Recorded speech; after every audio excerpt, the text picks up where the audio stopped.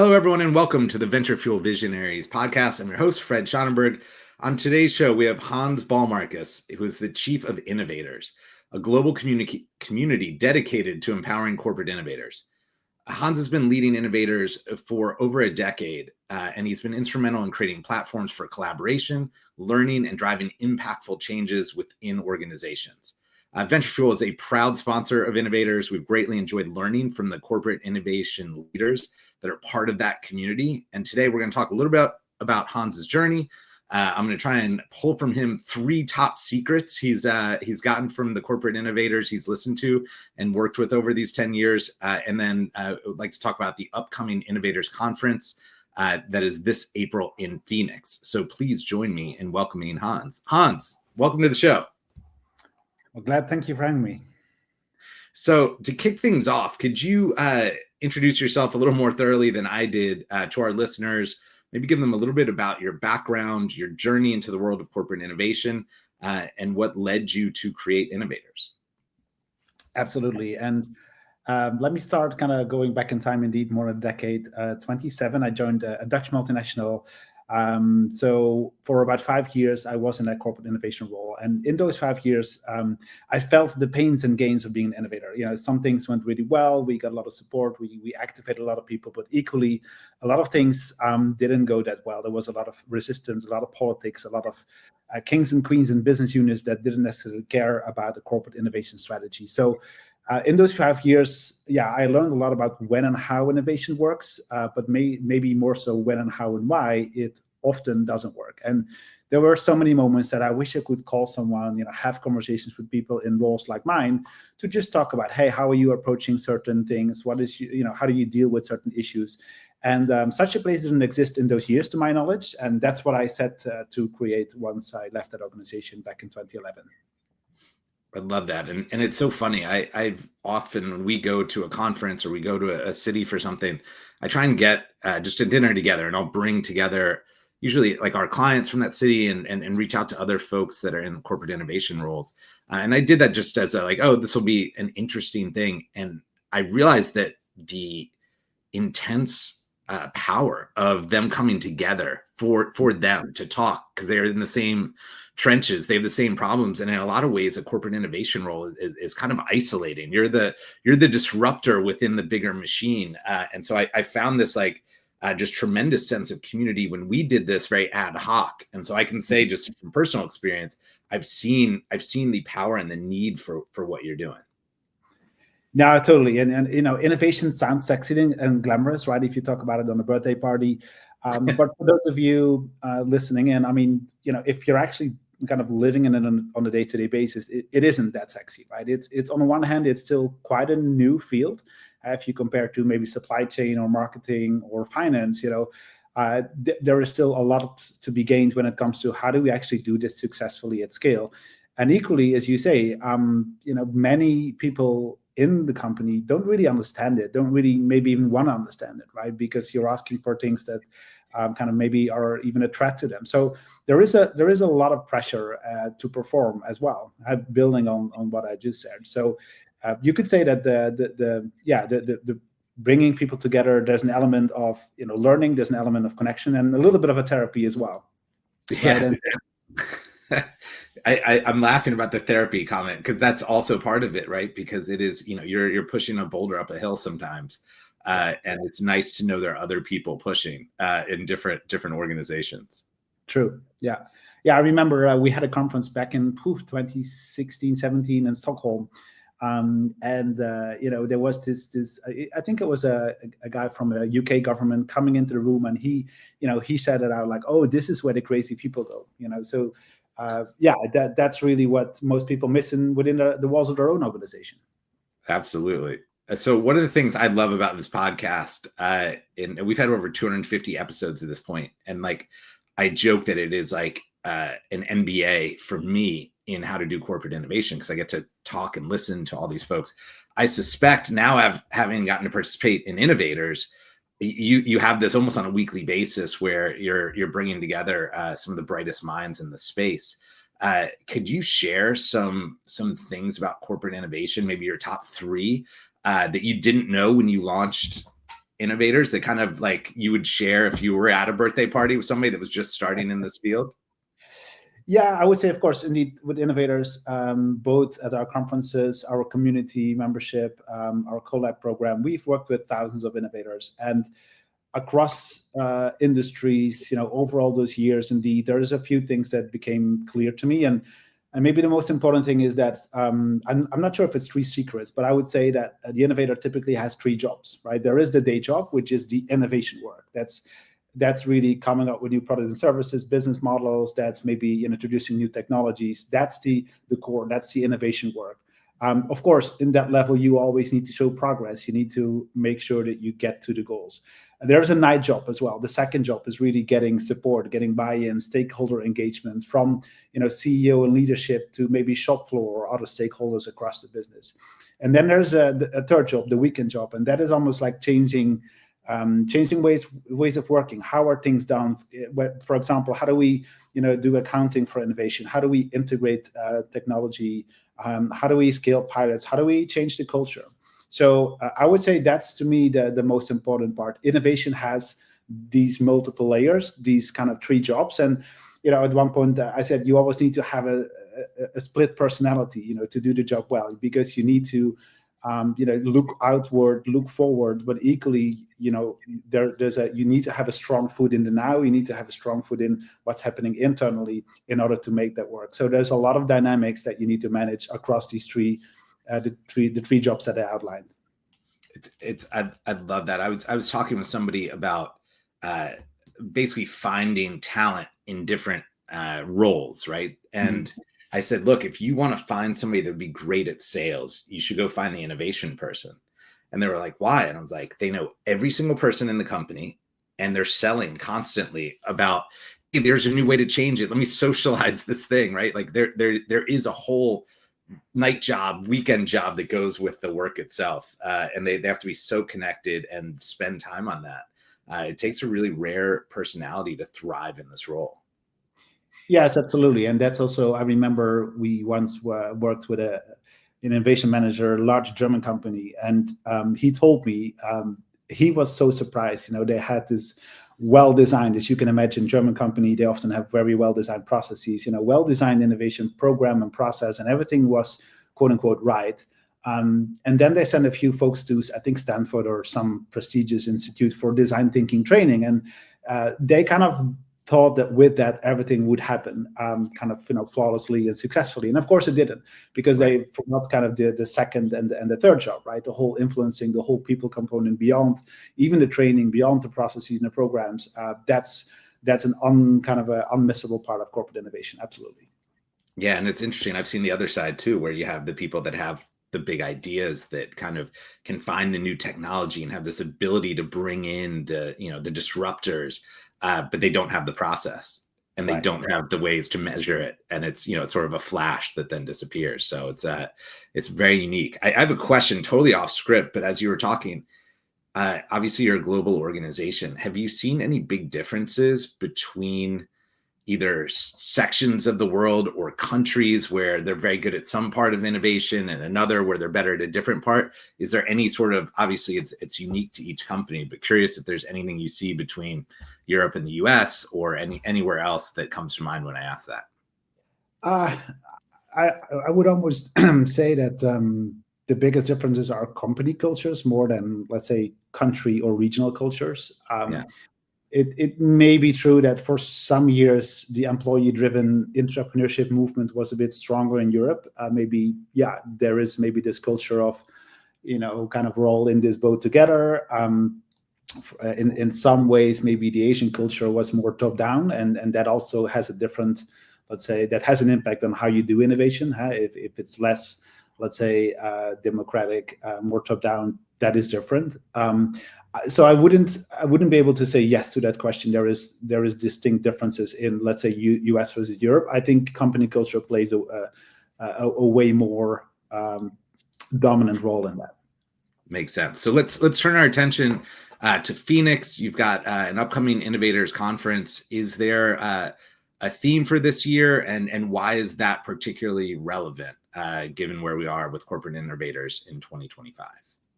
Yeah, I think you mentioned one of them, and maybe to start, we never have one like very kind of fixed team in the sense that we always look, hey, what is working now across industries? What is important? What are folks struggling with? We of course are getting a lot of feedback, a lot of insights into, hey, innovation teams, what are they working on? Where do they need help? And that's how we designed the program. But the one thing you alluded to was results. So of course, in the current economic climate, the political context, there is a lot about focus on the now, right? How do we get results?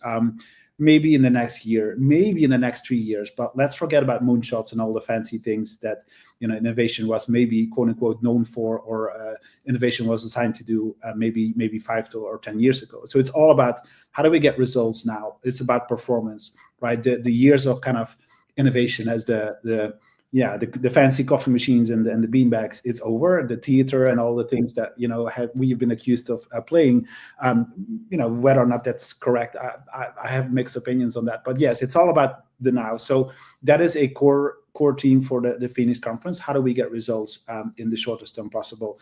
Thinking about that day job, how do we show that we're actually doing a good job?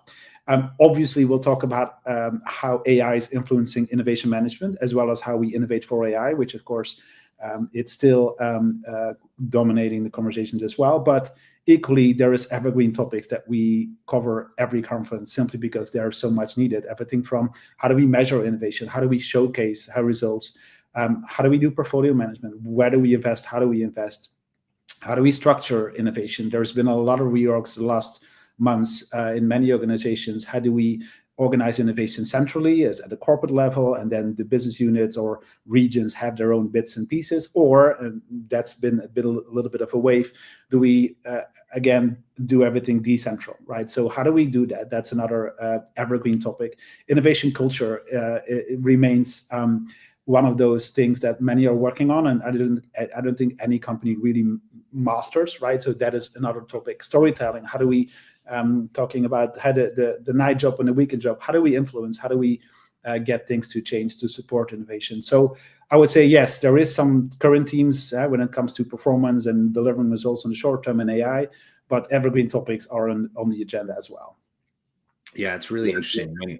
When I first entered this world around the same time that you launched, I was amazed by the lack of results and like tangible measurement that was happening at that point in time on the innovation side. And I often joke that it felt like a startup petting zoo. It was like corporates would bring in these startups and all the executives would come down from the top floor, see them all, and then go right back to their day job. And like, it was like, hey, like go do some things. And like your beanbag comment made me laugh so hard. I remember sitting with the CEO of a company and watching him get into a beanbag. And it was just like, he was so uncomfortable, right? Which was sort of the point. But it was also just like, nobody was focused on how they were going to generate revenue or return. And I was like, we have to commercialize this. Like, this needs to be about tangible results. Or if things change, right, it's gonna be discontinued. So I love that as a focus area for this. And I think I talk often that you need jump shots to get to the moon shots. You need those steps, you need those wins to get permission to still swing for the big transformational move. So I love this. Is there anything about the conference that you feel is very unique that you want to highlight besides the speakers and the sessions, maybe the way that you structure it or how you run, workshops or things like that? Just curious what you kind of hang your hat on for making it something special. Yeah, totally. And the reason that we host the conferences is really for folks to learn and get those insights to go back to the organizations and implement. And as well, as we alluded to earlier, it's also about connections and speaking with folks that are in the same boat, facing similar challenges, chasing similar objectives. So that's also why at our conferences, there's only a few plenary talks, right? So that's really the morning of day one where we set the scene.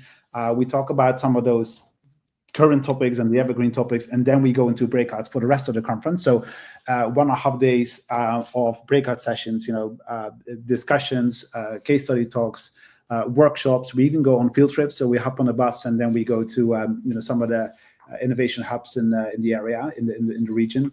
So the conference is really designed for folks to learn and for folks to connect, and that's why we have those different breakout formats throughout 2 days. Yeah, I think what's very interesting from perspective too is like getting to be hands-on. I mean, even we're excited to have our session, which the title of it is our innovation diagnostic, but really what it is like, how can people fine-tune their innovation programs to get the tangible results we mentioned? And it's been really fun because a lot of times I'm at conferences, I'm just talking. And this is like, no, let's be able to do a workshop where they bring in real problems. Let's come out. So no matter what, they're leaving with something that helps them in their job. And I noticed that's a theme throughout, that it's very applicable. And you also have practitioners. I know one of our clients, Biogen, will be speaking about some of the amazing work that they're doing. And I think that's so important for us to hear how people are doing things differently. Obviously, each organization is differently, but you can always steal like an artist, right? You borrow the things that are working that would work for you and sort of build your own mosaic as a corporate innovator. So I love it just looking at it ahead of time. Are there any practical takeaways that attendees, anyone listening that maybe is on the fence, that you think is a compelling reason for them to sign up? Yeah, I would say maybe that's to add on what I said earlier, and also to respond to what you just said. We offer folks a personalized agenda. That means that you bring your goals, your needs, whatever is important for you and your team. And at this point in time, whether that's the now, whether that's AI, or whether that's some kind of a program that you want to improve, you share as a participant, you share your input with us, and then we suggest to you, hey, these are the sessions you would want to join. These are the people you want to connect with, right? So that is when it comes to takeaways, it's not necessarily a kind of a, take it or leave it, or one size fits all agenda, because also corporate innovation isn't, right? Yeah. So that's I would say the conference really allows you to work on whatever tops your to-do list. So on the content level, I would say it's not a motivational, inspirational type of event, right? It's really targeted to what you want to work on. I would say the kind of I see this picture of this, what is it? The wheel, the square wheel, and then there's folks with this the round wheel. Don't be too busy to innovate. How you innovate, of course. Linking back to the theme of we need results now. The last months, if not years, but the last months for sure, every innovation team, every innovation professional, they've been so busy there's not even room to breathe, And I would say, I understand 2 days is a bit of time out of your agenda, but it does pay off, because yes, you learn a lot in terms of like, hey, how can we improve? How can we tweak? How do we make sure that we get the results? You learn from so many people from across industries on stage, but also in the room, right? So there's a lot of kind of insights and very tangible input that you can translate directly into the work, so that yes, you do spend 2 days out of the office, but you will be equipped with tools and practices to improve what you're doing.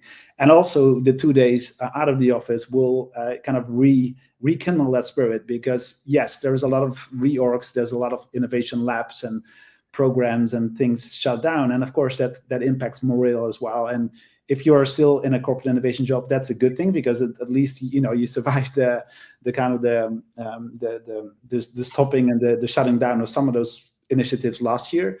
But then don't forget to also kind of stay kind of motivated, get some new energy, join a conference to meet with all these people from other organizations in the same boat. A little bit of therapy, but especially some good laughs as well to kind of be re-energized. So I would say there's a content answer to your question, why would you join, but also for sure a connection and a personal motivation and relationships angle to that. Yeah, it's so funny, and I agree. Like there is a community therapy piece of it, but also it's really cool. Yesterday, I hosted like you do a learning lab. And we were talking, and I showed some stats that we had pulled in research, and it's 83% or 84% of senior executives say that innovation is one of their top 3 priorities. And so it's like, it's not that innovation is going away. right? But they also feel, I think it was 3% feel like they're equipped to deliver on that priority. So this isn't like just because things are getting tight and people are streamlining their organizations. It's not that innovation isn't a key focus and they don't want to invest in it. They just need to be able to measure it. And they want to see, like, how do I pull results from this? To your point of the shorter term wins, or at least the justification, right? Like the signs that this is going to be big. And we talk about it a lot. Is like, you don't have to hit the moonshot the first 6 months, but you have to show reasons to believe. You have to say, hey, like, this is, we've gotten here and this is where this is going next. And, I think what's really cool about being around your community is there are people that are different levels of experience in this. They've seen the cyclical nature of it. They've gone through the trenches. They've stepped in the potholes, and they can say, hey, don't worry about it. You need to do this thing. And so you come back not only feeling a little re-energized, but with some applications you can put towards your day job. Amen to that. Absolutely. Yeah. So where can people go to learn more about the conference and sign up for Innovators?